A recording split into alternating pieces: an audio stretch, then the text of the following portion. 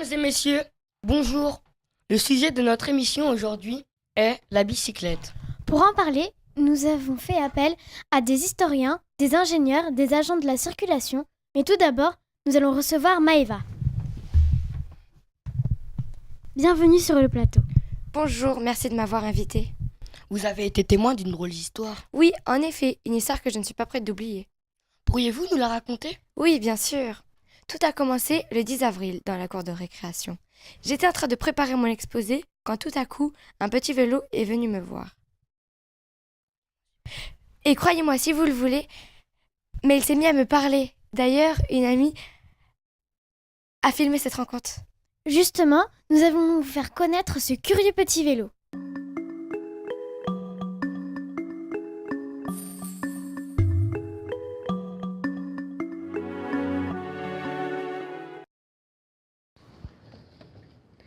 Où habites-tu ? J'habite dans le fin fond d'un garage noir et lugubre. Comment es-tu ? Je suis bizarre, je suis née mal formée. Mon constructeur était mal réveillé quand il m'a construit. Pourquoi es-tu parti ? Je me suis fait oublier par mon acheteur. Depuis quand es-tu délaissé ? Depuis que les voitures ont été créées. Serais-tu mort de trop de rouille ? Mort ? Non, je suis toujours vivant. Donne-moi de l'huile, donne-moi de l'huile. À tout à l'heure, je cherchais mes amis. Mes amis vélo, on est tous faits d'un guidon et une selle, mais on n'est pas pareil. Il y en a un, il fait des courses et du coup, il a fait le Paris-Ginbourg. On va aussi te montrer comment se déplacer et quel est l'équipement obligatoire ou conseillé pour ta sécurité.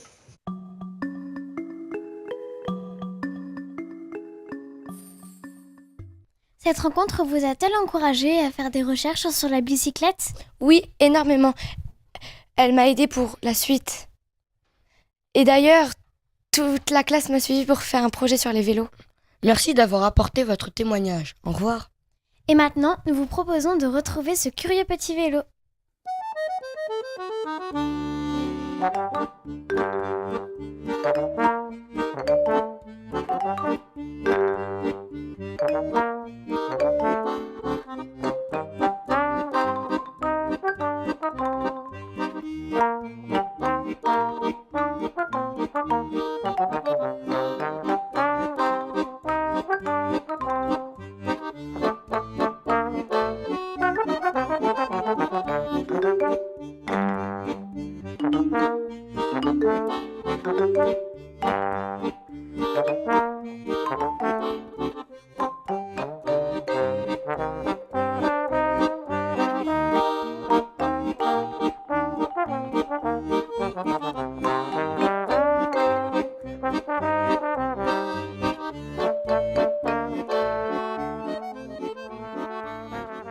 Et maintenant, nous accueillons Léna, Noah et Julio, deux experts en vélo ancien.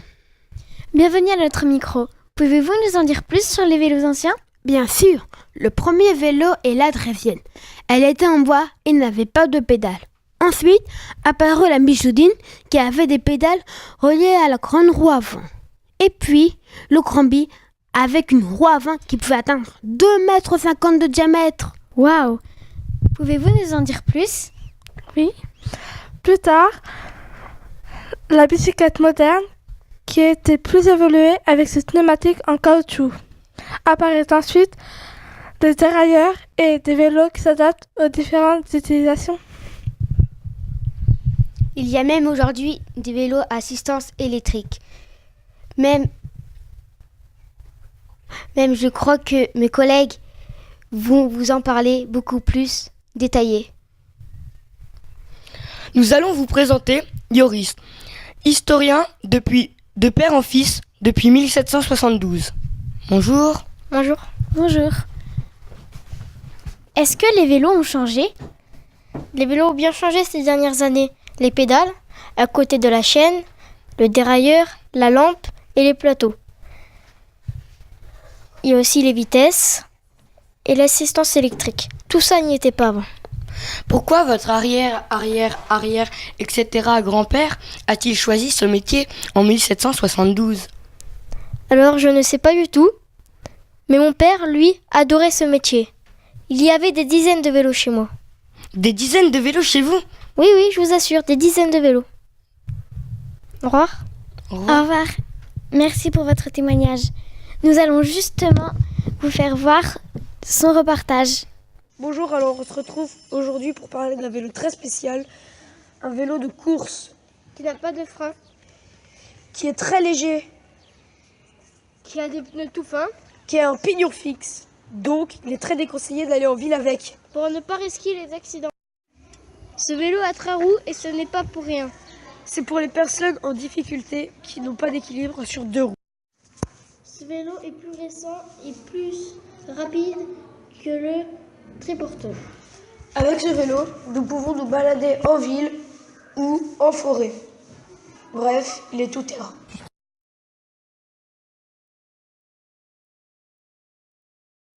Vous voyez, quand je vous disais que le vélo, ça n'a pas beaucoup changé. On a toujours le guidon, toujours la selle, toujours la chaîne, toujours les roues, les manivelles et les pédales. Entre un vélo qui a 80 ans comme celui-là, ou plus, et un vélo de maintenant, il n'y a pas beaucoup de différence.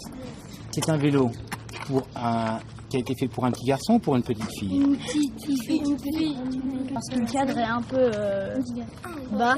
Oui, Et parce alors, que sinon les cadres garçons, ça fait comme ça en fait. Ça Et alors pourquoi le cadre garçon? Il y a une barre. Et pourquoi les... masculin. D'abord, sachez qu'avant, on disait cadre homme ou cadre dame. Mais avant, les femmes ne se mettaient pas en pantalon. Donc comme elles faisaient du vélo en robe ou en jupe, ça s'appelle un vélo à cadre ouvert. Et donc, du coup, on a un petit peu cassé le triangle. Mais voilà, avant, on faisait cadre ouvert ou cadre fermé. Sachez même que j'ai un vieux catalogue de vélos de Saint-Étienne. Le cadre ouvert, c'est marqué pour dames et ecclésiastiques. Voilà, les deux seuls qui avaient des robes. Ce qu'on appelle un ecclésiastique, c'est un curé. Puisque les curés étaient en robe, et ben ils prenaient des vélos comme ça.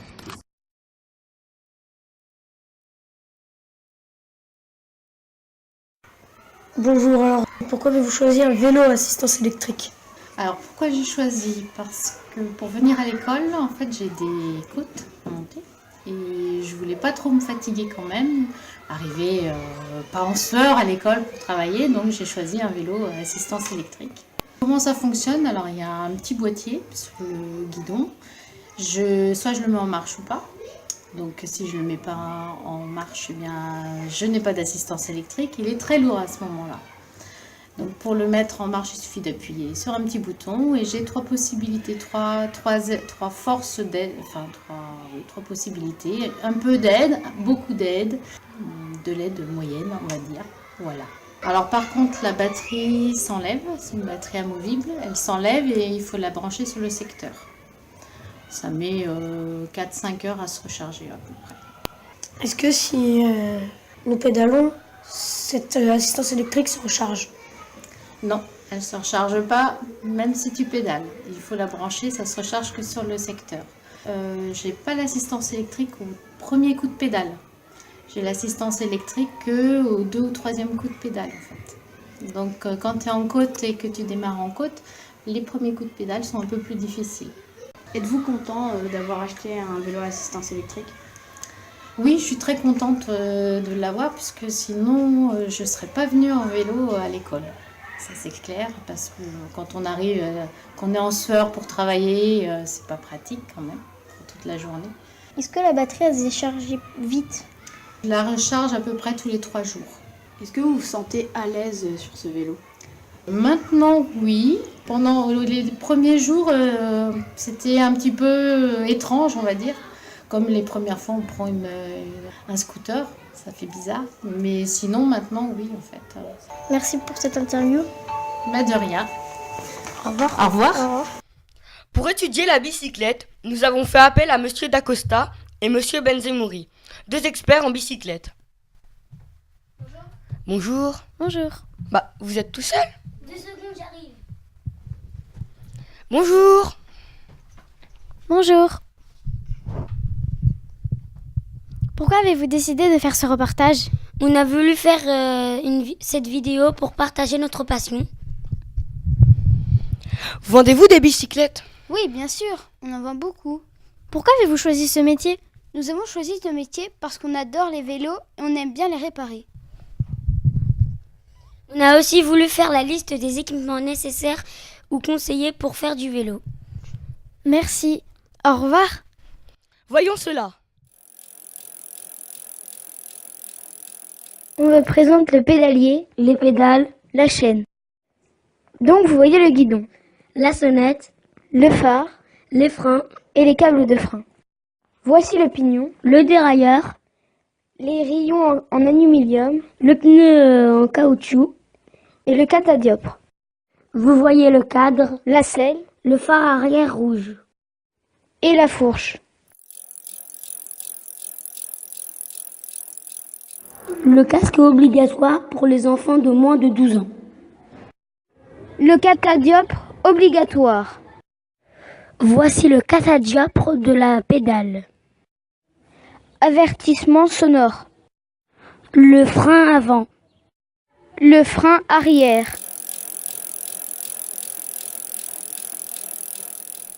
Monsieur Kirzek, vous êtes un spécialiste du mouvement. Pouvez-vous nous expliquer d'où vient cette passion? Depuis tout petit, j'ai un vélo. Et un jour, j'ai déraillé. Du coup, je me suis intéressée au mouvement du vélo. Comment avez-vous monté cette vidéo? J'ai monté cette vidéo avec TomPhone et Windows Movie Maker. Ensuite, j'ai mis des transitions pour enchaîner les vidéos et les photos. Avez-vous trouvé que faire un montage était difficile? Non, pas trop dur, plutôt facile. Il fallait juste les outils nécessaires pour le faire. Merci, au revoir. Au revoir. La pédale fait tourner le grand pignon, qui entraîne la chaîne, faisant tourner le petit pignon. Le petit pignon est accroché à la roue, fait tourner la roue et fait avancer le vélo.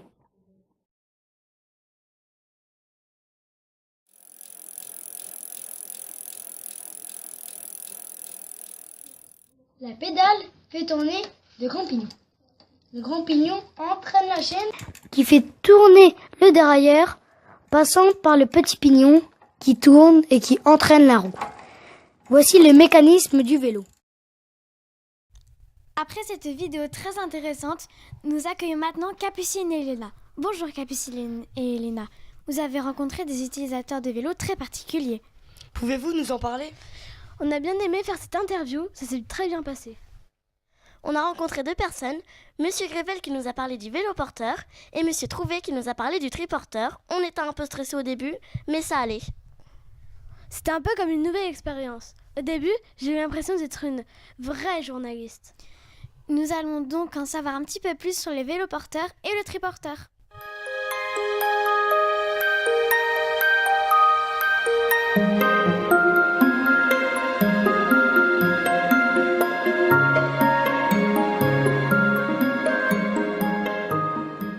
Le triporteur a été créé?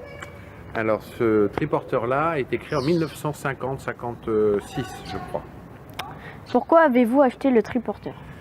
Eh bien, je l'ai acheté sur une foire à la brocante, il n'était pas dans l'état où il est aujourd'hui, et c'était pour le restaurer, et puis surtout parce que c'est un vélo qui est drôle, il a 3 roues, donc 2 roues à l'arrière, et c'est un vélo rigolo. Pourquoi a-t-il 3 roues?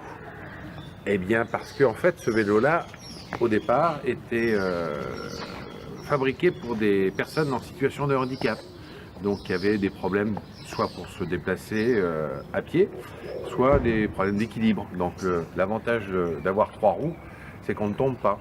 On est toujours bien équilibré sur son vélo. Et ça permettait de se déplacer, bien sûr.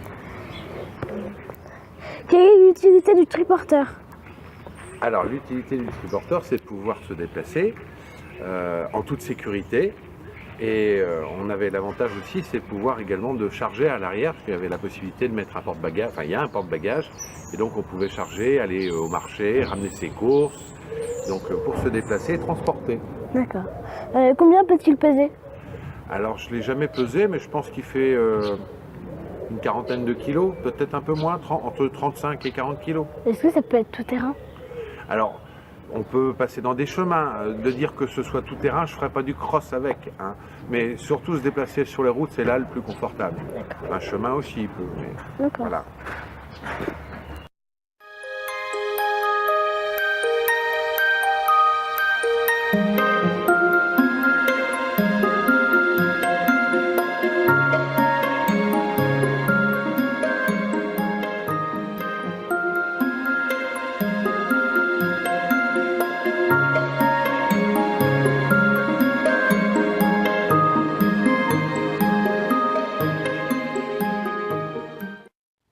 À quoi sert le vélo porteur?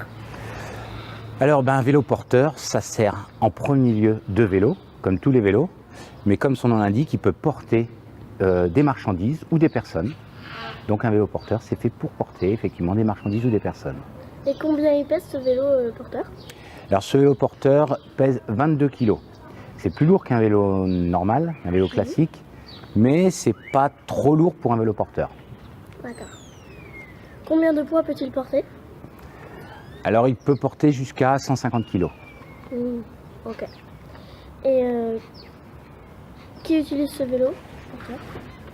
Quelles personnes peuvent l'utiliser? Alors ça dépend, on peut l'utiliser pour ses loisirs. Par exemple, on peut partir en vacances et on est tous ses affaires de vacances dedans. Mais aussi on peut s'en servir pour son métier. Si on est par exemple plombier, si on est masseur-kinésithérapeute, si on est bricoleur en tout genre, on peut très bien se déplacer. C'est un véhicule urbain. Ça veut dire qu'il est fait pour se déplacer surtout en ville. Où se trouve où peut-on trouver des vélos porteurs?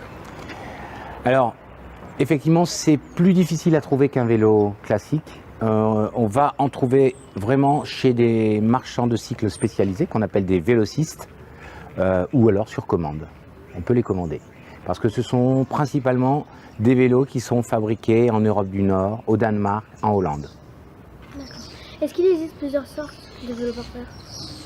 Oui, il y a plusieurs sortes de vélos porteurs. Il faut savoir que le vélo porteur qu'on appelle aujourd'hui vélo cargo, il existe depuis très très longtemps. Avant, toutes les livraisons qu'on fait dans la ville, on les faisait. Maintenant, on les fait en voiture très souvent, mais avant, on les faisait à vélo.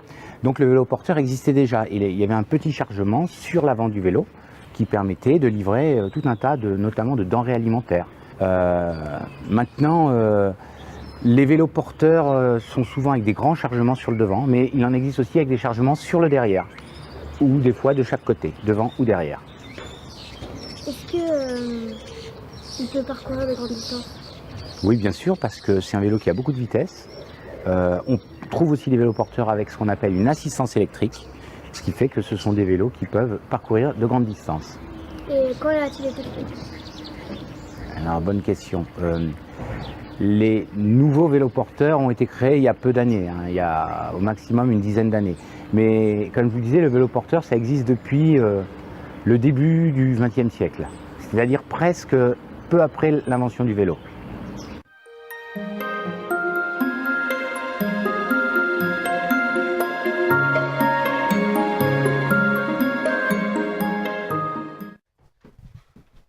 Bonjour, qui êtes-vous? Nous sommes les agents de la circulation.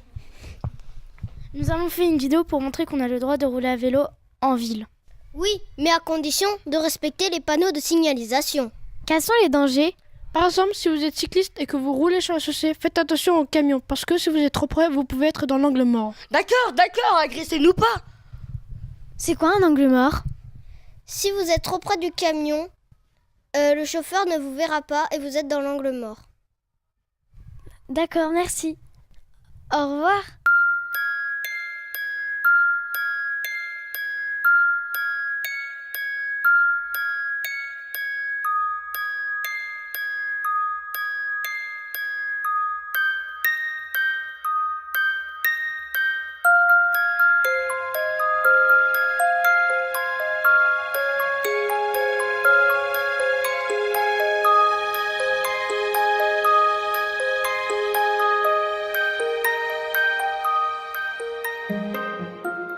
Ici, c'est une bande cyclable, mais il faut faire attention aux véhicules qui arrivent dans l'autre sens.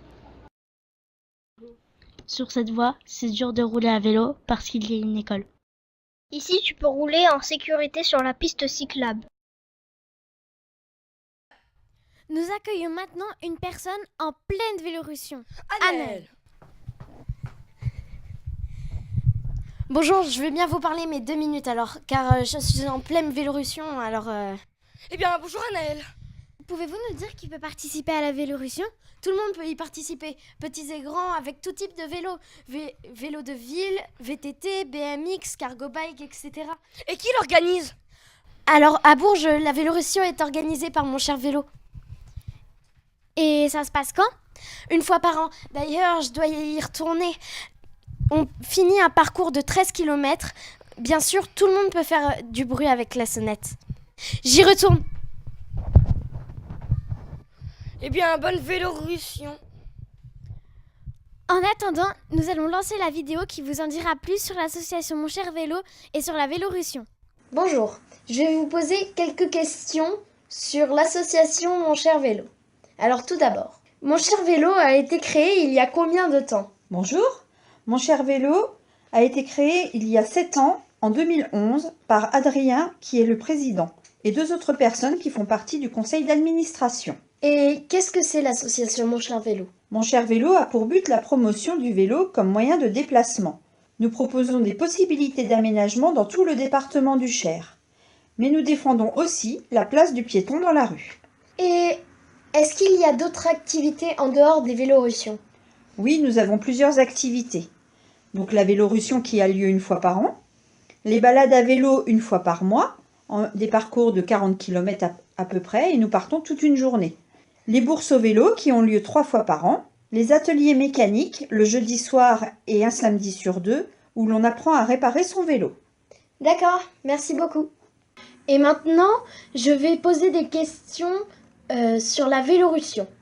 Alors, les Vélorussions, qu'est-ce que c'est? Alors les Vélorussions sont des manifestations citoyennes à vélo. C'est l'occasion de faire une petite balade festive en ville, en essayant de réunir un maximum de personnes à vélo. D'accord. Combien il y a eu de Vélorussions? Il y a eu 10 Vélorussions en tout. La première était le 13 octobre 2012 et la dernière le 26 mai de cette année. Est-ce que vous arrivez à avoir beaucoup de personnes aux Vélorussions? Habituellement, nous sommes plusieurs centaines de vélos réunis. Lors de la première, nous étions 60 et à la dernière, nous étions plus de 500. D'accord, merci. Voici donc une belle manifestation cycliste. Mais ce n'est pas la seule qui se déroule à Bourges. Il y a aussi le Parisien-Bourges. Et pour cela, nous recevons Noah, Victoria, Yasmina et Liliana. Bienvenue sur le plateau. Pourquoi vous êtes-vous intéressée à la course? Parce que cette course a lieu chaque année, au mois d'octobre, et l'arrivée est juste à côté de notre école. Nous y avons justement assisté. Cela vous a-t-il impressionné? Ça nous impressionne toujours. Surtout quand les vélos arrivent, car ils roulent vite, très vite même. Qu'est-ce qui vous a donné envie de travailler sur cette course? C'était très intéressant d'assister au Parisien-Bourges. D'ailleurs, nous avons réalisé un petit reportage. Voyons cela.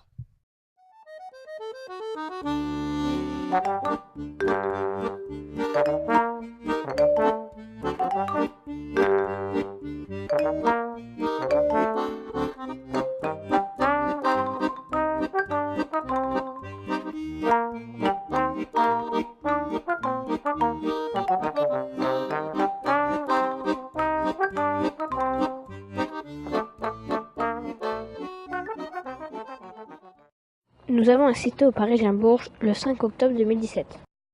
Au début, des voitures sont venues lancer des bonbons et des casquettes aux spectateurs. Il y avait aussi des motos.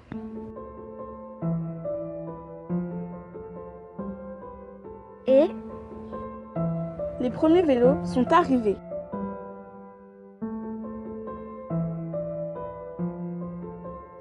Ils allaient très vite.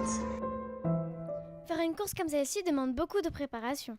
Et justement, nous invitons Juliette et Lohan qui se sont rendus au Vélodrome de Bourges. Oui, en effet, après cette fabuleuse course, nous avons eu envie de connaître leur entraînement. J'ai bien aimé voir les sportifs s'entraîner. C'était impressionnant. Nous allons justement en apprendre davantage sur leur entraînement. Mardi 29 mai, nous sommes allés visiter le Vélodrome de Bourges. Nous avons visité leur salle de musculation. Il y a un coach qui s'appelle Julien. Il nous a montré comment fonctionnaient les machines. Julien nous a aussi expliqué que les cyclistes s'entraînaient 3 fois par semaine pendant 2 heures. Nous sommes aussi allés visiter leur atelier où ils réparaient les vélos. Dans l'atelier, il y avait une moto et on nous a expliqué qu'elle servait à donner le rythme aux cyclistes. Quelle est la durée moyenne de votre entraînement par jour? Par jour, ça dépend des jours. Ça peut varier entre 1 heure, 3 heures ou plus le mercredi. on fait des longues sorties. D'accord. Avez-vous un programme d'entraînement à respecter? Oui, comme vous, je suppose, qui fait du sport. On a un programme dur à respecter quotidiennement. D'accord. Devez-vous avoir une alimentation spécifique? Si on veut être performant, oui. Il faut pas manger n'importe quoi. Êtes-vous un champion? Pour l'instant, j'ai pas de titre, donc je ne vais pas qualifier de champion. Mais ça serait bien. Je voyais que vous portez votre vélo très facilement. Est-il léger? Oui, très léger. Vous mettez combien de temps à faire un tour? Ça dépend si on va vite ou pas vite, mais si on va très vite, ici on peut aller en 11 secondes, 10 secondes. Est-ce que vous êtes déjà tombé? Oui, plusieurs fois. Bonjour. Bonjour. Avez-vous déjà eu des problèmes techniques en roulant sur la piste du vélodrome? Oui, des crevaisons, mais pas sur des vélodromes couverts, mais plutôt découverts. Parce que comme le béton, tu peux crever. Après sur le bois aussi, mais bon, j'ai jamais eu l'occasion de crever sur du bois. D'accord. Comment vous faites pour vous arrêter? Parce que si vous arrêtez de pédaler, vous pouvez vous faire mal ou vous blesser ou je sais pas. Comment vous En faites? fait, pour s'arrêter, il faut pédaler de moins en moins vite et retenir le pédalage, quoi. Comme si vous voulez pédaler à l'envers, mais c'est pas possible. Et donc il faut réduire le mouvement de pédalage et au bout d'un moment, le vélo va s'arrêter. D'accord. Merci. Avez-vous déjà déraillé sur la piste? Non, j'ai jamais déraillé. J'ai jamais eu l'occasion, mais il faut mieux pas parce que sinon tu tombes direct. Merci. Avez-vous des résultats sportifs? Alors oui, on a des résultats sportifs, on a des objectifs en début d'année qu'on choisit avec l'entraîneur et après on doit choisir on choisit certaines courses qui nous sont préférées et pour l'instant, pour ma part, moi j'ai pas vraiment des résultats, ça sera plus tard dans l'année. D'accord. Depuis quand faites-vous des compétitions? Depuis maintenant 4 ans. Pourquoi avez-vous choisi ce sport? Eh bien, j'ai choisi ce sport parce que j'ai commencé d'abord par le VTT. Oui. Et je cherchais un club dans ma région de VTT. Je n'en trouvais pas, du coup je me suis tourné vers la route et la piste. Et j'ai bien aimé et du coup dès que j'ai commencé à avoir des résultats, j'ai tout lâché pour ce sport. D'accord. Pour la piste et la route. D'accord. Quelles furent vos premières sensations au vélodrome? Alors c'est particulier un vélodrome. On a plus une sensation de... Au début, c'est une sensation un peu bizarre puisqu'on a l'impression tout le temps de tourner, c'est la vérité, on a tout le temps l'impression de tourner en rond. Mais dès qu'on commence, on va dire, à avoir du niveau, on apprécie plus la chose parce qu'on commence plus à maîtriser le vélo sur le vélodrome, une chose qui n'est pas facile quand on commence. Et du coup, c'est une sensation, on va dire, de rapidité, de légèreté. Quels sont vos projets dans ce domaine après ce que vous allez faire? Eh bien, avant tout, c'est les études et un futur métier s'il n'y a pas aboutissement de notre projet sportif. Mais pour l'instant, ça serait devenir professionnel. D'accord. C'est combien votre fréquence cardiaque? En maximum? Oui. 214. Et en minimum? En minimum, c'est 42. Je suis jamais descendu plus bas. D'accord. Merci. Avec plaisir. Avez-vous aimé faire ces interviews? C'était super intéressant de savoir comment s'entraînaient les cyclistes. Et c'est pour cela que nous avons eu envie de vous le faire partager. Merci d'être intervenu. L'émission est terminée. Nous remercions la classe des CM2 ainsi que Renaud, Samy et Fares. Les techniciens de l'émission. On espère que ça vous aura plu. Au revoir.